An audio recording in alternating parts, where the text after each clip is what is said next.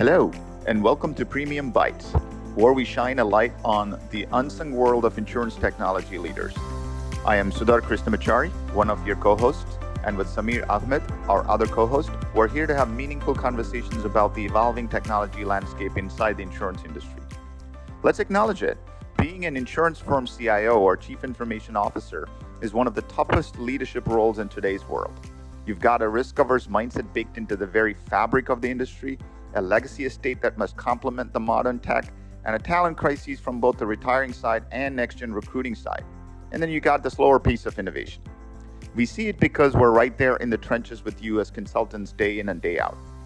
Our mission is to deep dive, have conversations that carry substance, offer practical insights, and help you validate and navigate the relevant challenges of being an effective CIO in the insurance sector. So thank you for joining us on this adventure. Let's jump right into our next conversation. Welcome to another episode of PremiumBytes. I'm here at the Mandalay Bay at ITC Vegas, recording at the Content Studio. Thank you to Nicole Peck, Bill Harris, and the rest of the team at ITC to invite us and provide us the space. And a big shout out to our friends at Caliber Corporate Advisors for managing all the logistics for these recordings. Our guest today is a dynamic leader at the intersection of finance, technology, and insurance. He brings deep experience from both the investment and the operational sides of the industry. His career began at Morgan Stanley, where he worked as a principal M&A analyst and supported the COO on financial institutions and strategic transactions. He later joined FTV Capital, a $6.2 billion growth equity firm, focusing on high-potential companies in InsurTech, financial services, and payments. He has also played a key role in scaling Newfront Insurance, a tech-enabled brokerage, now valued at over $2 billion. Today, he is building a next-generation commercial insurance carrier from the ground up, one that leverages data, AI, and full-stack tech to streamline underwriting and empower brokers and small businesses across the country. With degrees from Harvard and Stanford and a track record of driving innovation, he's helping reshape the future of property and casualty insurance. Please welcome the co-founder and co-CEO of MGT Insurance, Graham Topol. Graham, welcome to PremiumBytes. How are you doing? I'm doing great. Thanks for having me. Yeah. You got into town earlier today, you were mentioning? Yeah, flew in this morning. Excited to see all the energy around insurance and technology. Yeah, that's right. It's before opening, but pretty busy as we look around. Have you been here before? This is not my first ITC. so you know what to expect. I think so, although every year it gets a little bigger and the ideas get better, so I'm excited for this year. Yeah. Well, tell us a little bit about MGT Insurance.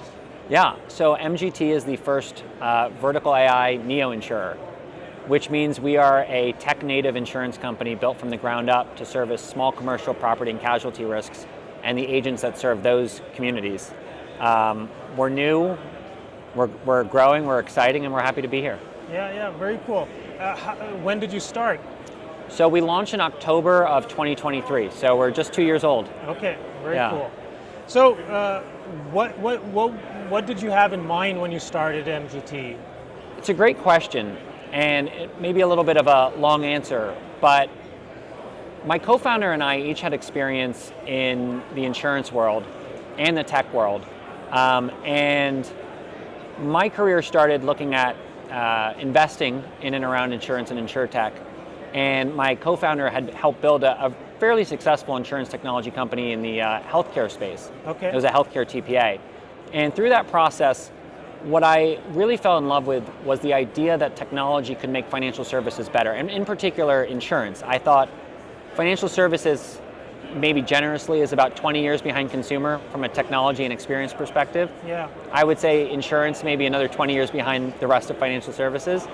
And so I always believed that you could use technology to create a better experience for the insured, for the agents that support them. But I always struggled a little bit with the business models that I was seeing when I was an investor. And then I went and worked at an InsurTech distribution company. And I found it fascinating. I really fell in love further with insurance.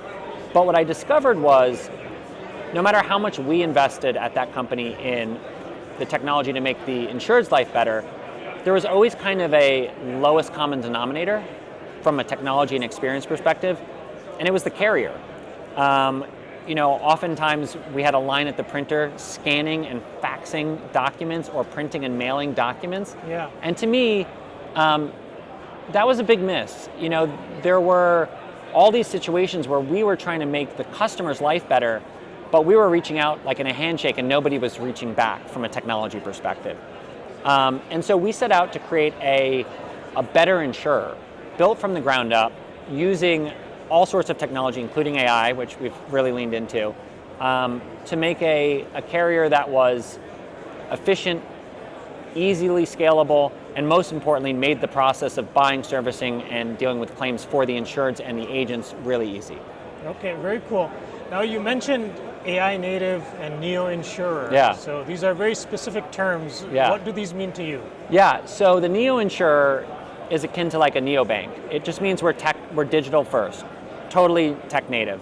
The AI piece is really interesting because unlike I think a lot of companies that are trying to pivot and become AI enabled, we were lucky enough to be building at a time where we can make it sort of just native in the platform.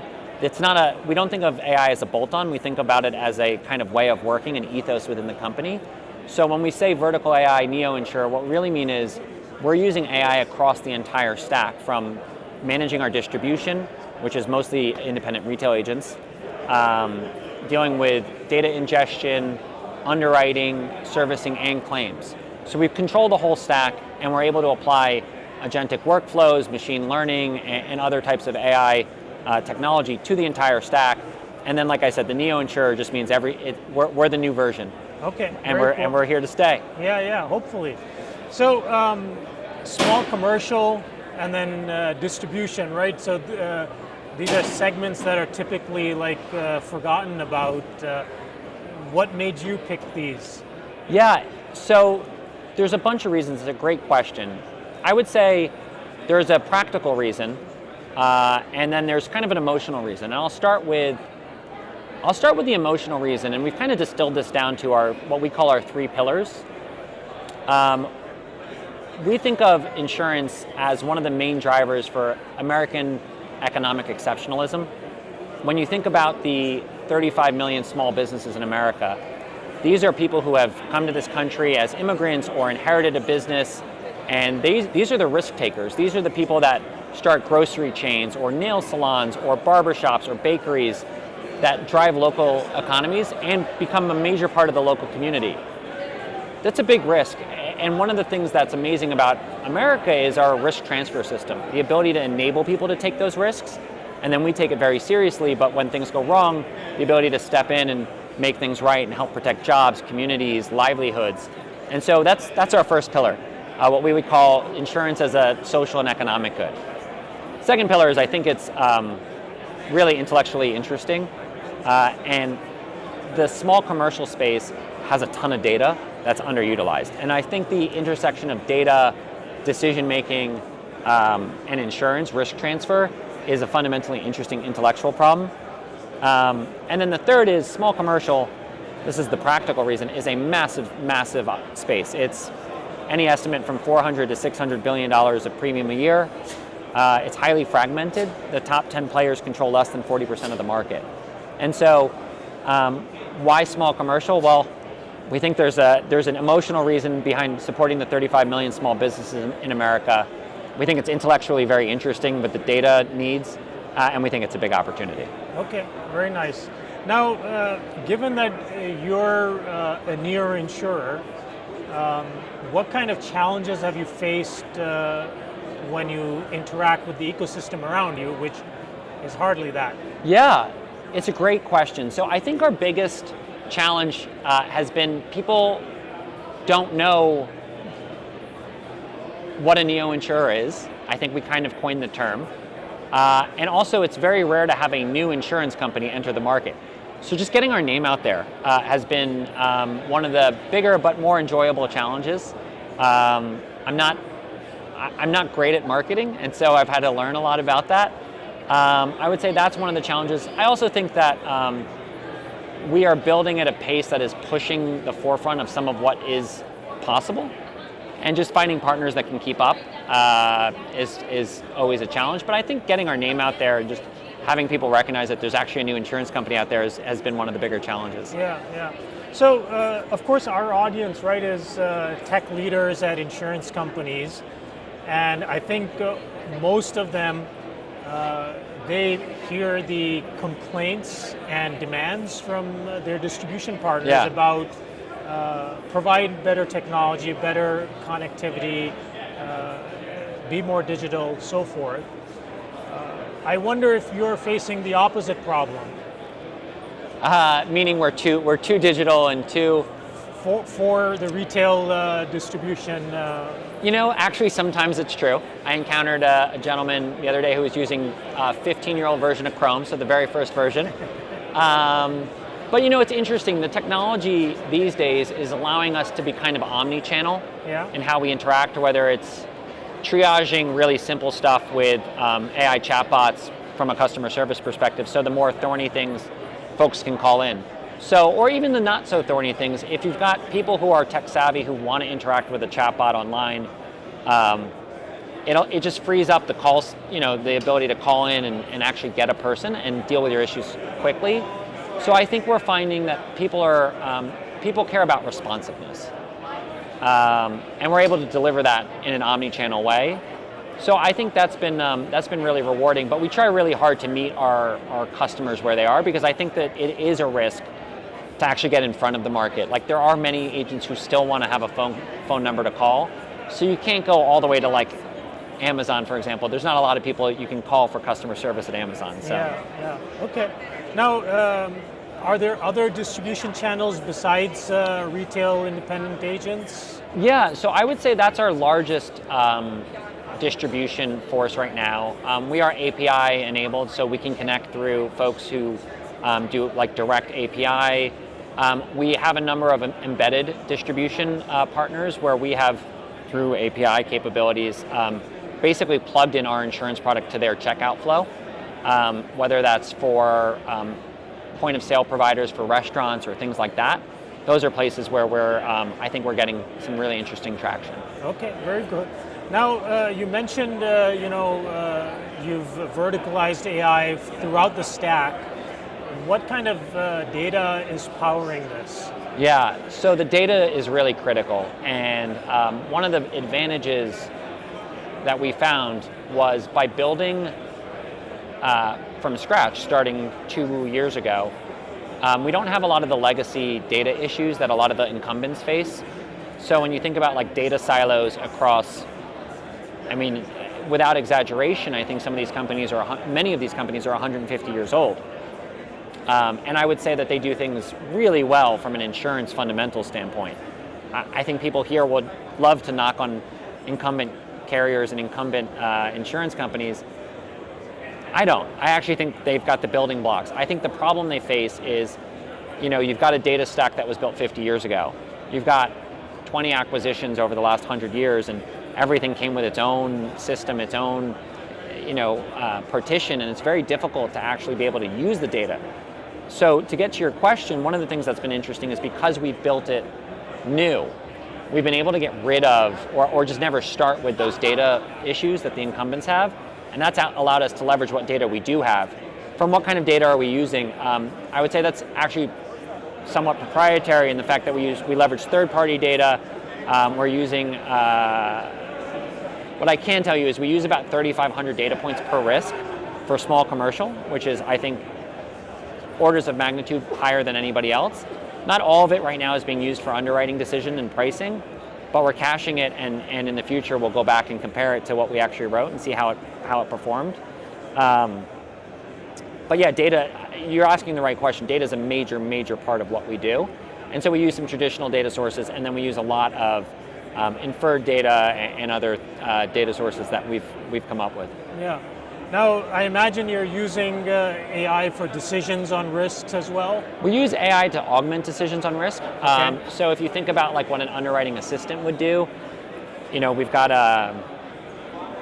An underwriter will say, I need to see, a picture, what's the crime score, I want to see the wind hail score, all that. So we've got AI that will serve that all up in a package that makes decisioning really quick, sometimes with a recommendation. But I think it's important to underscore that, the automation piece is great, but actually what we're looking for is faster time, because response time matters to agents and to insureds, and better data quality, and the ability for underwriters to actually get a complete picture, which I think is actually not that easy at many incumbents. In my experience, it's actually kind of hard to get a complete picture of a risk. Okay, very cool. Now, given that you're doing augmentation, not specific decision making, I suppose you've skirted some of the scrutiny from regulators around Yeah, I think AI. it's really important to work within the regulatory framework. I think that it's a tool like any other. Regulators don't have a problem with Google Maps, so why should they have a problem with me pulling Google Maps into a chat for an underwriter, but instantly instead of them having to go search it? I think that's kind of the way we view it. Yeah. But I think the regulatory environment is also changing. I'm not as well versed in how every state's thinking about it as some folks on our team, but I think that it's the future, and the regulators will, while protecting policyholders, will figure it out. At the end of the day, I think what we're doing is better, fairer pricing and faster decisioning. It all benefits the policyholder. Okay, very cool. Now, you mentioned starting in 2023. I imagine you're still building out the vision you had. How far along would you say you are so far, and what's left? That's a great question. We're further along than I would have thought, and we still have the world to conquer. It's been a really amazing 2 years. We have a big vision for MGT. We want to build something that's really meaningful and has staying power. We'll be around for the long term. The thing I'm most proud of, though, is the team we've built. And there's a couple of our folks walking around, but we've been able to combine the best of the best from within the insurance industry, because I do think that the knowledge and methods that the traditional insurance industry has, they've been tested over hundreds of years. Yeah. And combine that with kind of the brightest minds from Silicon Valley to make processes faster, more understandable, more observable, things like that. And so, we call it old school meets new school. That's kind of our mantra. Yeah. From a talent perspective, and that's been one of the best things that we've been able to do. And I think about that development as being the most significant on our journey, but we got a long way to go. It's a big industry. We barely register right now. Yeah. I love what you're saying. I'm a consultant sort of in my day job, and we always talk about with our clients that it's rarely about the tech, it's mostly about the people. Always. So it resonates a lot that you're proud of the team you've built. Yeah. Now, ITC this year, the theme is Wonderland of Possibilities. So if you could wave a wand, imagine it's 3 years down the line, 5 years down the line, what do you think is possible? I think that's a great question. I have lots and lots of ideas, so let me pick one or two. I think claims will get much better. I think right now claims processes are a lot of checking boxes and not a lot of thinking. And I think, again, as the world adopts agentic workflows, I could see a world in which the box checking is done in a fairly autonomous, instant way, which leaves the people the ability to really think critically, and I would love to see more of that. It's something that we think a lot about internally, of how do we create a technology platform that that does the mundane work so that the people can think. And so I think that's coming to claims. I think it's probably entered distribution first. There's a lot of buzz around it in underwriting. We'll see. I think that'll be next. I think it'll work its way through the value chain. I think customer service is relatively well known. It's happened in other industries already. Yeah. And so I think claims is the big one that, 3 years from now, I'd love to see kind of adopting the same mentality. Okay, very cool. Yeah. Now, we're just at the start of ITC. Who are you hoping to meet, and what are you hoping to get out of the show? It's a great question. it's been really fun building over the last couple of years because I'm starting to recognize more and more faces. So I'm excited to see some of the people that I already know and love. I think for me, I'm excited about seeing there's a lot of buzz around agentic and AI.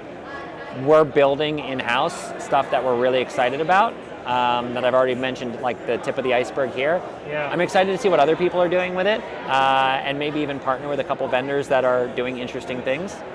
I don't know, who am I excited to see? I'll give Garrett Cohn a shout out. I always like hanging with Garrett. He's a friend and a mentor, and I don't know, I haven't seen him yet, but I know he's around here somewhere. Okay, very cool. Well, I hope it's all that and much more.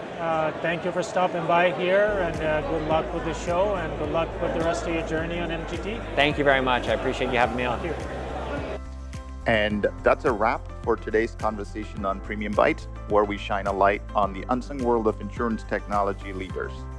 Thank you for joining us on this adventure and being part of our community. Don't forget to like, comment, subscribe, share, and follow us. Until next time, take care.